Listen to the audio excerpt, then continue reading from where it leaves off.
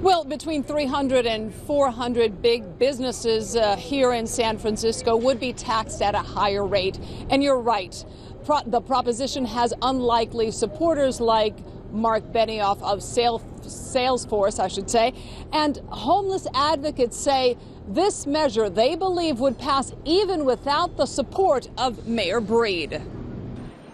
San Francisco spends more than $300 million a year on services for the homeless. Tracy Mixon lives in a shelter with her 8-year-old daughter. Yet she hasn't been able to find a home she can afford, even though she has a job. Where did this money go? Because I don't see it being spent trying to help people. Today she joined a few tech workers who stand behind the measure which would tax big corporations. The money would go to build more public housing for people like Mixon.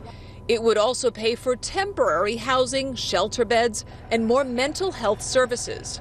These companies are receiving more money from these tax breaks, and to be able to allocate a very tiny portion of this to doing something that really does do a massive step forward for homelessness. The amount is not so tiny, 0.5%, which could bring in $300 million a year. In addition to the more than $600 million the city already spends.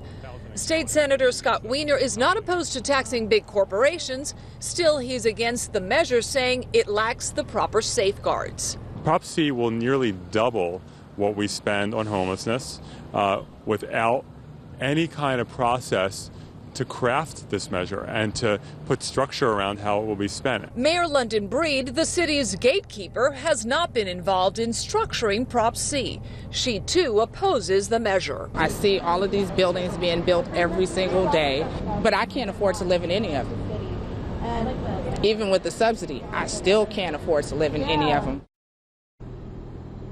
Again, we are talking about an extra $300 million. Add to that what the city already spends on homeless services, another $325 million. I know you're doing the math. That's $625 million for services here in San Francisco.